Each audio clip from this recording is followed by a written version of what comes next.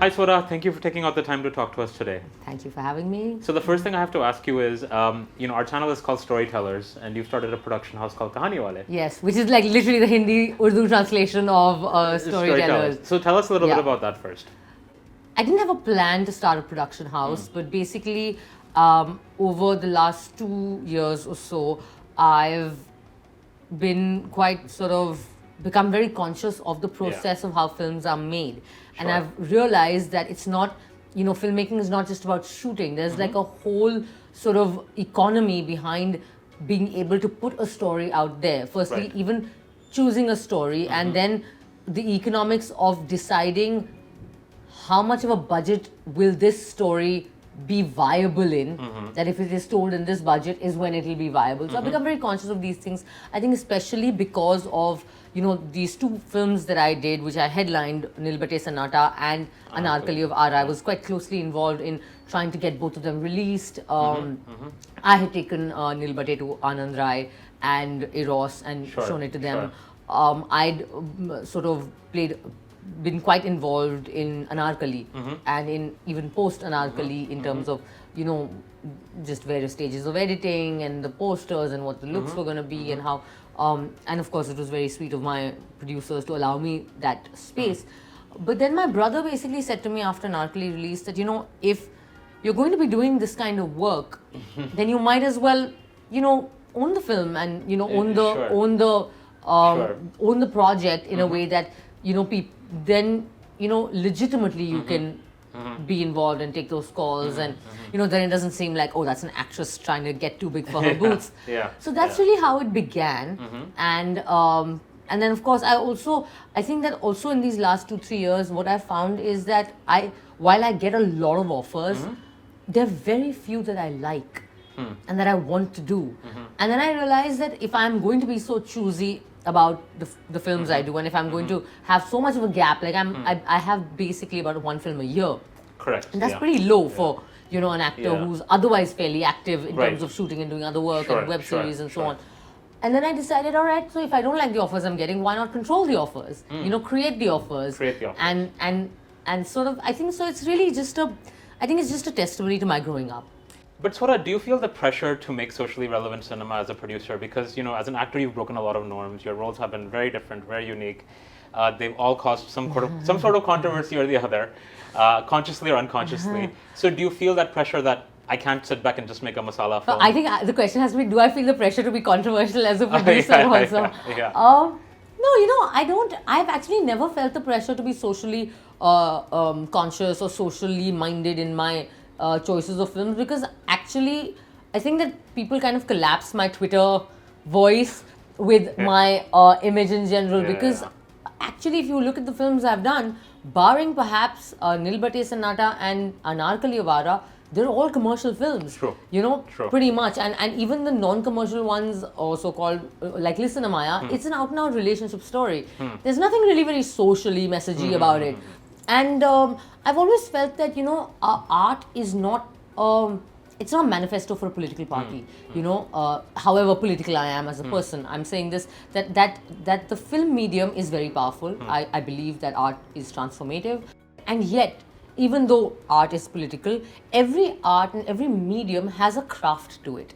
And that craft should dictate what you make. So films are basically a new age literature. What should drive the content should be the needs of the story, the needs of the characters, the motivation of the character, and not your political, agenda, is what I feel. And I think that what I'm saying, I think, is also relevant today, because we're seeing the film medium being used so blatantly now for political propaganda and political agendas in India, and which is odd, which is rare for Bollywood. It is not. This is something new for Bollywood. Right. So I think that no, I don't feel any pressure. I just feel the pressure to tell clutter-breaking stories. That's what I feel the pressure for, and I feel the pressure of that if I've chosen a subject which is completely outlandish or very weird or very new, which is the subject I've chosen for my next, then I need to make sure that I'm telling that story in a viable budget. You know, every story has a viable cost. In that cost, the story is viable, it can work. If you tell the same story and make it in 100 crores, it's not going to work. That's not the fault of the story. That's the fault of how you have, made it. So now I'm thinking a lot of those things, like as someone who's now looking to become a producer. I don't feel like a producer at all, though. Let me tell you that. But do you have concerns around, the censor board, the animal welfare board, this board and that board, and listen, I have concerns about the censor board even as an actor. Well, that you do, of course, but as a producer, do you feel like it's just more overwhelming because now there's money involved? Yeah, I'm trying not to think about that. Okay. I think that's a challenge that I think that filmmaking in India is very hard. Yeah. And it's becoming even more tough. Sure. Because I think that what's happening in India is that our society is becoming very polarized. We're becoming very intolerant. And I mean, you can debate about it, you can yell and scream at people who call it out, but it is the fact. Okay. If it was not happening, so many people wouldn't be talking about it, and you wouldn't be fighting so much about it. Sure. So I think that it is a very challenging time to make a film in India, and yet at the same time, I think that now there are a lot more platforms, to put content out there. So I think that everyone who's a creative person and who has the desire to tell a story has to find ways to negotiate. This is our reality now, and every art reflects its reality. Sure. There's a very famous, is it Brecht? That it translates roughly to that will there be songs in times of darkness? And then it says, yes, there will be songs of the darkness. I think it's Brecht. I'm not sure. I'll find you the reference. Okay. But so, that's the same thing for films also. Right. That, art is basically human expression. It will find a way to get out, So what does feminism mean to you? I think feminism to me is a belief system and an ideology that believes that not just that men and women are equal, but it believes and recognizes that women have been treated unequally for centuries and for thousands of years in law, in culture, in religion, in society, in our mentality, and therefore the effort to make them equal has to also be that effort also has to be fought in all these areas. So it's not enough to just be like, oh, I believe in equality, but then not do a shit about it in law, in culture, in institutions, and so on. So I think that ultimately that's what feminism is, and it's about equality of men and women. It's about giving men and women the choice to live their lives without overwhelmingly being determined by the gender that you are born into. And therefore, for me, feminism is equally sort of a struggle for men to have better and easier lives, for men not to have to bear the burden of masculinity. So when people say, I'm not a feminist, my question is, why not? So, Swara, what onus does an industry like Bollywood have on issues like feminism? People say that film should portray this, film should portray that. Are we ethically responsible for showing anything, or are we not? I sometimes feel confused about this myself, because as I said, I don't believe that art should bear the burden of any kind of agenda other than the agenda of the story. But I also feel that that you can't be blind and you can't be deaf to the context in which you are making films, and of course and that was really the seed of why I wrote that open letter on Padmaavat. So I do feel that you can't pretend, you can't be tone deaf to your context. Okay, I feel that that's and especially when you are making films where you want people to take you seriously. Okay, I mean, I understand that films that are completely formulae and stupid, and that they're like, oh, we're just leave your brains at home and come. I mean, frankly, I don't know even about those films. Like, what does that mean? How leave your brains and what does that mean? But I think that you have to at least be aware of your context. I think that responsibility does lie upon us. And then once you've made a film, then be open to criticism. And I know that sometimes it kind of happens unconsciously, and I know this because of my involvement in Raanjhanaa. And I know that the team of Raanjhanaa had no intention whatsoever of glorifying stalking, because that was not where it was coming from. And I think that Himanshu, even when he was writing it, it never struck him that the film would seem like it was glorifying stalking. when we were performing those scenes, we never thought, you know, I remember how those scenes with Dhanush and Zishan got played out of, you know, where Bindiya is always fighting with Kundan and Murari. Right. And so many people came out of that and said, why are they constantly hitting you? And it never crossed our mind that we're making a certain kind of violence against a female seem innocent and sweet. Sure. Yeah, it is important to kind of be a little bit conscious because, especially in the context, you know, while we were shooting Raanjhanaa, Nirbhaya Case had happened. I remember this so vividly. We were in Banaras when that had happened. And the film released in June, I think. And in those 6 months, discourse in India had changed because of the Nirbhaya Case. Suddenly, we'd all become more sensitive to gender and to representation of gender and so on. So I think that a lot of the criticism Raanjhanaa received was also that, because now suddenly we were more aware of society. Yeah. Speaking of society, do you feel that your sort of 3 most recent big films, Veere Di Wedding, Anaarkali, and Battey, Sannata, you know the impact of your films better than any of us. Have they reached sort of the end viewer who you wanted those films to reach? As an actor, you have no control over which audience your film will reach. I don't have that that call about the distribution format of my films. Sure. I think that Nilbati and Veere, of course, a lot more people saw in theatres. I think Anaarkali's had a very interesting journey because it has travelled slowly and steadily a lot. You know, it started doing festival rounds after the theatrical release.